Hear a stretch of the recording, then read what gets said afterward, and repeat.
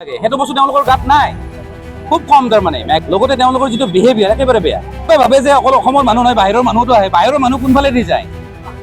টেক্সিখিনিতো অসমৰ পৰাই লয়। আচলতে এই যে আক্ৰমণ যে কৰিছে, এইটো নতুন কথা নহয়, এইটো বহুত দিনৰ পৰা চলি আছে।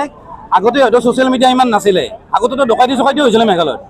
আমি নিজে এইবিলাক দেখিছোঁ আৰু, কাৰণ আমি বহুত বছৰ আগৰ পৰা গৈ থাকোঁতো, আমি জানো।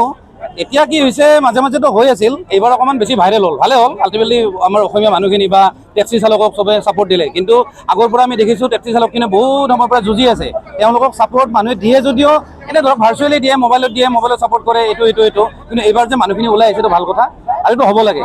আচলতে মেঘালয়ৰ এই একাংশ মানুহে বা একাংশ যাৰ চিন্তাধাৰা বেয়া, যাৰ অসমক লৈ মানে বেছি অকণমান হেৰি কৰে, যিখিনি মানুহে ভাবে যে অসমৰ মানুহে মেঘালয়ত নোযোৱাকৈ চলিব নোৱাৰে, সেইখিনি মানুহক এটা শিক্ষা দিয়াটো দৰকাৰ। আৰু এই শিক্ষাটো মই ভাবোঁ এইবাৰ পাইছে। আৰু মই ভাবোঁ এই যিটো আন্দোলন আৰু কেইদিনমান চলিব লাগে, অকণমান ভালকৈ পাওক আৰু।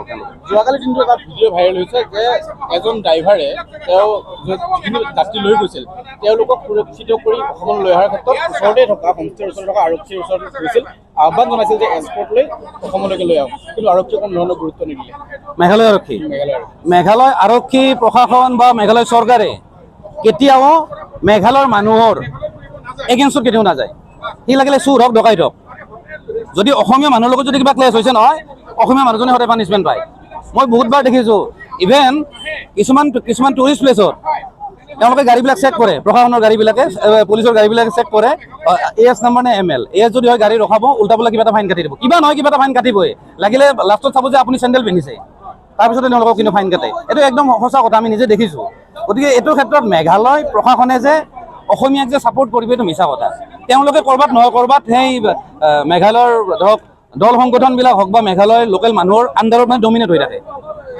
আজি মেঘালয়ৰ উপ মুখ্যমন্ত্ৰী আৰু অসমৰ মন্ত্ৰী অতুল বৰাৰ এখন বৈঠক চলি আছে। কিন্তু বৈঠকৰ আগতে মন্ত্ৰী অতুল বৰাই কেতিয়াও কেব চালকসকলৰ সৈতে কথা পতা নাই। এই আলোচনাৰ যাতে কিবা আশ্বস্ত হ'ব পৰাকৈ সিদ্ধান্ত হ'ব পাৰে বুলি আপুনি ভাবিব পাৰে?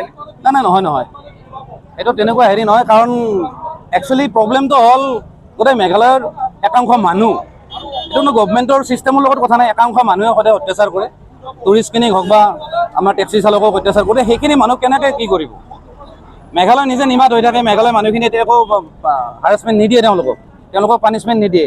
আমি বহুত আগৰ পৰা দেখিও, এই যে নংপুমানত ৰাস্তাতে তেওঁলোকে ডিজেল পেলাই থৈ দিয়ে। আমাৰ গাড়ীবিলাক ৰাস্তাত খালত পৰে, ছাইডত পৰে। তাৰপিছত তাহাঁতৰে গাড়ী অকণমান দূৰত হেৰি ৰখাই থাকিব, ক্ৰেন, সৰু সৰু ক্ৰেন থাকিব, সেইবিলাকে ক্ৰেন যদি উঠাই দিয়াৰ নামত পইচা লয়, কিবা লয়, মানে ঢেৰ কিবা কিবি, মানে জঘন্য কাৰবাৰ আৰু এইটো। আৰু সেইটোৰ ওপৰত মই আগতে মই ভিডিঅ' প্ৰস্তুত কৰিছিলোঁ, বহুত মানুহে মোক গালিও দিছিলে। ইভেন মোক মেঘালয়ৰ মানুহে মোক ৰিকুৱেষ্ট কৰিছিলে, আপুনি ভিডিঅ'টো গুচাই দিয়ক। কিন্তু উপায় নাই, মই কিছুদিনৰ কাৰণে মই গুচাই দিছিলোঁ। কিন্তু নাই, এইবিলাক পৰিস্থিতি দেখিলে আকৌ তাৰমানে বেয়া লাগে তাৰমানে। আমি ভাবোঁ ঠিক আছে, আমি মিলি চলিম, আমাৰ মানুহ তাতে ফুৰিব যাওক বা তেওঁলোকৰ মানুহ ইয়াতে আহে, ন' ডাউট এইখনতো আৰু এখনে দেশ। কিন্তু তাৰপিছতো একাংশ মানুহে কিন্তু অসমীয়া মানুহৰ ওপৰত কিন্তু অত্যাচাৰ কৰে, সেইটো বৰ দুখৰ কথা। অসমৰ পৰা মেঘালয়লৈ যোৱাৰ কাৰণে বাধা চালকসকলে, তাৰ পিছতো কিন্তু বহুসংখ্যক অসমীয়া এতিয়াও যাব গৈছে, বহুসংখ্যক চালকে কিন্তু এতিয়াও মেঘালয়লৈ যাত্ৰী লৈ যোৱাৰ কিছু পৰিৱেশ ইয়াত দেখিবলৈ নাই চাওক, এতিয়া যিখিনি চালক তেওঁলোকৰতো উপায় নাই, তেওঁলোকে চলিব লাগিব।